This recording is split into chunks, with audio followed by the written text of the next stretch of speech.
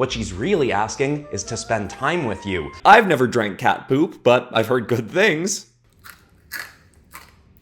That was a bad idea. For today, I've decided to start with a recipe that's actually going to be relevant to the video that I'm making. See, I have tons and tons of videos at this point of me turning various things into demons, from Disney princesses to One Piece characters, a bunch of dinosaur videos, it goes on and on. I even have a book set in the world of all my demon videos, but it all started out with my Phobias as Demon series, which involved taking some pretty abstract concepts and turning those into demons, like claustrophobia as a demon. So frankly, I'm not really worried about whether or not I can turn a bunch of weird things into demons. It's more about what weird things do I want to pick to try and turn into demons for today. The idea to start this video making these chocolate chunk macaroons, and of course turning them into a demon, really just came from the fact that I wanted to share this recipe with you all, because I have made these for tons and tons of parties before, and I don't think I've ever made them for a party and not had someone say, "Wow, these are amazing, who made these?" So you're gonna make these for the next party that you go to, and I can pretty much guarantee that someone's gonna come up to you and say, "Wow, these are amazing, how did you make them?" Who knows, maybe that person will even be the genre of human that you personally are most attracted to. Let's say, for this example, a chubby-ish goth girl. She comes up to you asking about the cookies, but the conversation really gets going from there. And you can talk for hours and hours, and the conversation flows so easily because it turns out, wait, you're a fan of insert niche hobby? I love insert niche hobby. You know that you want to ask her out on a date, but you're a little bit nervous. Your flirting game isn't exactly on point now, or maybe has never really been, but you're trying to look for an opportunity to ask her out. You're gonna work up the nerve, and then you realize you don't even have to, because she says to you, "You have to teach me how to make the chocolate chunk macaroons sometime." And you know that what she's asking isn't really about the chocolate chunk macaroons, because as you've established in this conversation, they're incredibly easy to make. What she's really asking is to spend time with you. So you say, yes, of course. You plan a date. Ultimately, that date with chubby-ish goth girl ended up going so well that it launches you into a relationship with her. And in a sense, making the chocolate chunk macaroons with chubby-ish goth girl ended up leading to you making babies with chubby-ish goth girl. Or getting a dog or a cat or whatever it is that you want. But the point is, technically speaking, I can't guarantee that you making these chocolate chunk macaroons will change your life forever, but you certainly can't guarantee that it won't. So, in the words of the great poet Sam Witwicky, do it! Just do it! Don't let your dreams be dreams, kids. Hotter than the sun. That was a bad idea. Hit like if you want. Subscribe if you feel like. But either way, enjoy the show. Now for the Macaroon Demon, I was specifically pulling inspiration from one of the cookies in the batch that ended up having this little boop of caramelized condensed milk at the back. And you actually tend to get more of a caramelized rim on these cookies if you bake them at 350 instead of 360, I find, and if you add a little bit less coconut shavings than recommended. So instead of 250, maybe like 225-ish. And honestly, I think they might be better with that rim of caramelized condensed milk. But anyway, seeing that little boop, it gave me the idea of like a tadpole or something, and I just like the idea of giving this demon a sort of tail like that. So that was a good base for the shape.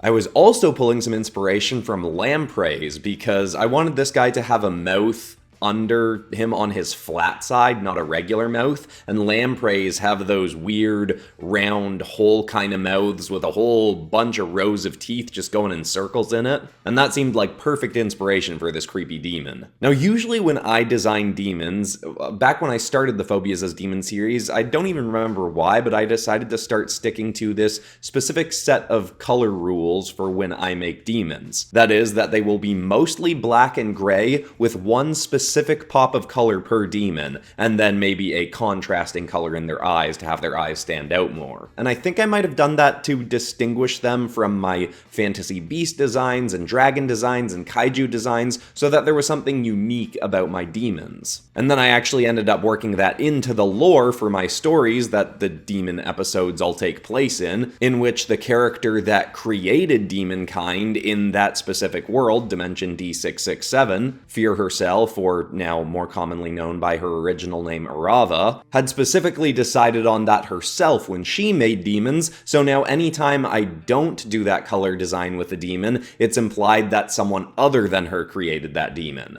And I think I make a few jokes about that in the Fear of the Demon Hunters book, which is actually on sale right now with a bunch of my other books since I'm dropping a new book today, but more on that later. For this guy, I thought about going with that black color scheme, but the most distinct thing about the Macaroons is that sort of toasted golden brown kind of look, so I decided to go with that and just add a little bit of black into the goop of his arms that originally I was going to make white to be more like the condensed milk that these things are made out of that holds them together, but I felt like it needed a little bit more contrast in the values, so I made the arms black instead. This ended up looking a little bit cartoonier than I would have wanted, but I'm still quite happy with it. So let's take a look at our Chocolate Chunk Macaroon Demon, or Macaroon.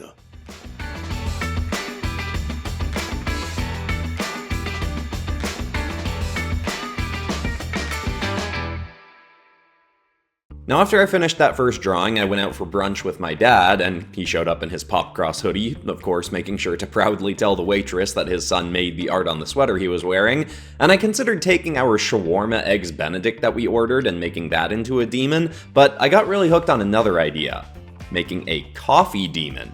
And yes, technically coffee is more of a drink than a food, but to justify this, here's me eating some coffee beans. So, there, it's a food. I immediately knew I wanted to make this a really jittery demon, one that looked like it was shaking and twitching like it had already overdosed on itself, on coffee.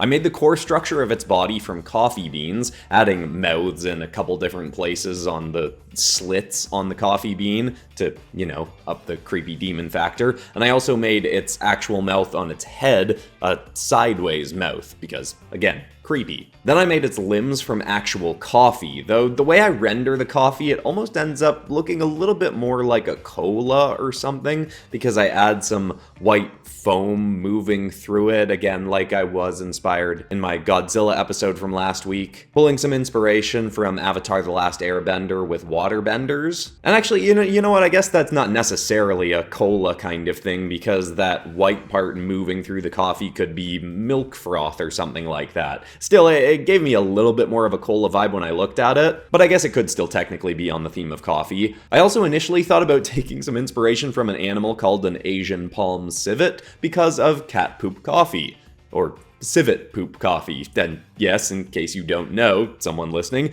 some people do drink cat poop coffee, which is apparently called Kopi Luwak, and is incredibly expensive, like $100 for a cup of it or something. Maybe that was an exaggeration, I heard someone say. But I don't know how someone figured this out, but civets will eat coffee cherries and can process the actual cherry part, but can't process the beans itself. So the cherry will get deteriorated away in their stomach acids, and the bean itself won't, and it will ferment in the civet's stomach. And apparently that really enhances the flavor. Then when they poop it out, people will farm the cat poop, the civet poop, and make coffee from those fermented beans.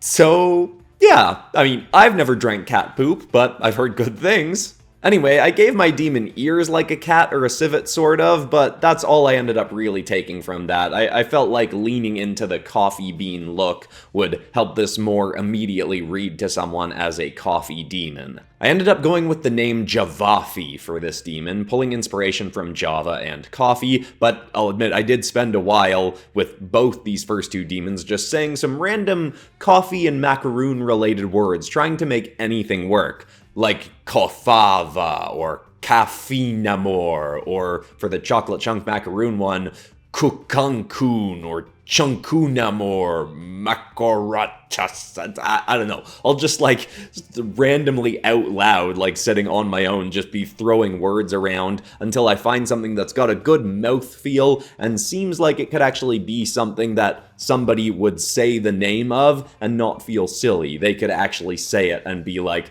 I am afraid of this thing. So I went with Javafi for this one, but if you've got a better name, leave it in the comments.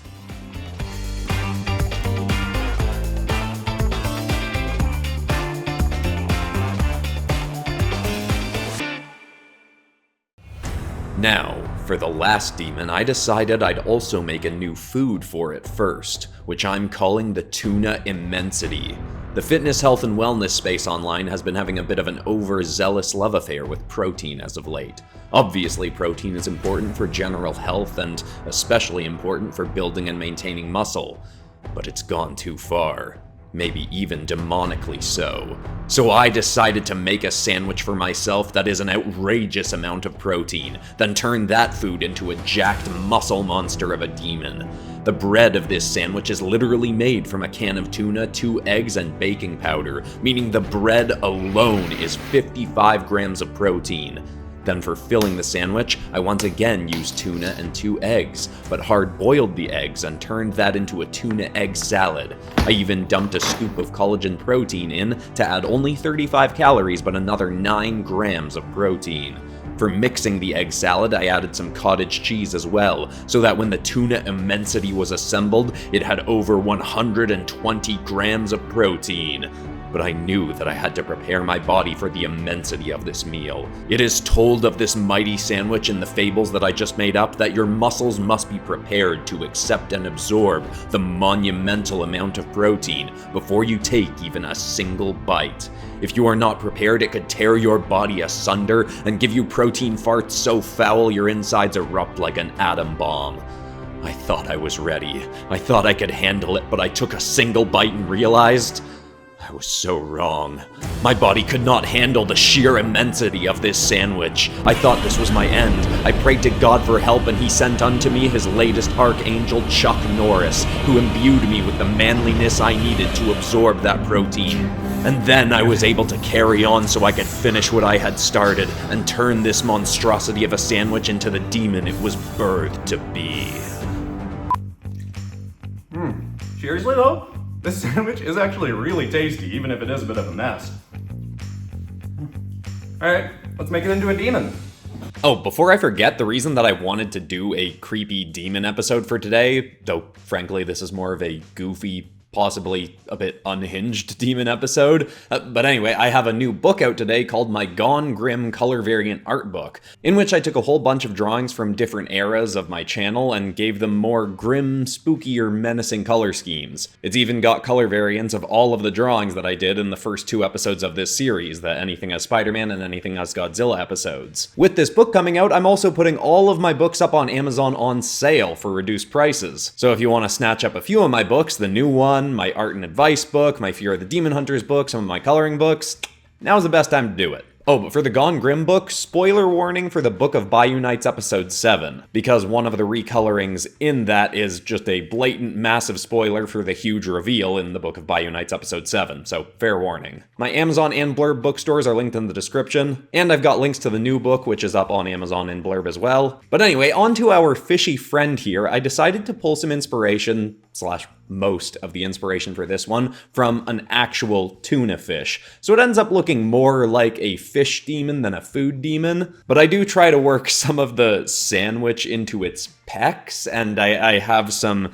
of the tuna egg salad kind of spilling out of different crevices around its body, which was a difficult thing to try and render. I found a few times the food in this, with this one and the macaroon, there's some interesting textures to try and figure out that I don't think I really nailed. So that's a good thing to consider moving forward and how I could improve on that in the future. Also, since there was a fair amount of chicken eggs used in that sandwich, I really like the idea of this being an immense, tough protein demon who happens to skip leg day, and so I gave him tiny little chicken legs. Also, a fun little thing for me when editing the footage of the part of the video where I was torn asunder by the tuna immensity, I saw that I had a new bicep vein that kind of like runs sideways on my bicep that I'd never seen before. So I was like, oh, that's cool, and I kind of worked it into this demon. And really, that's the best reason for any artist to get into good shape, is because then you can use yourself as anatomy reference. But anyway, partway through this drawing, I was just like, well, this is pretty ridiculous, eh? I wouldn't say that any one drawing from this episode stands out as the, ooh, that's the epic one.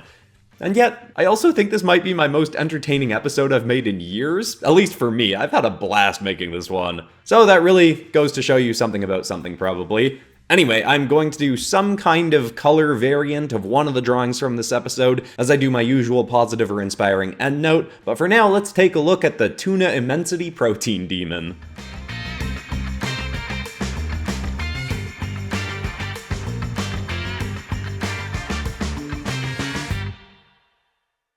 For today's positive or inspiring note, I wanted to end with a quote that I read this week from a woman named Reagan Hillier, who said, "The identity you're living inside was built to survive a version of your life that you've already outgrown." Now, I know what that means to me, but I feel like I shouldn't give this one an explanation, because this could mean different things to different people, and hopefully it hit you in some kind of inspiring way. Besides that, I love you all. That's the end of this video, and if you want to check out something else that's kind of similar to this, you might want to check out the Anything As Godzilla episode, or the Anything As Spider-Man episode. I'll have both those videos linked up on screen here, and you can check them out if you want.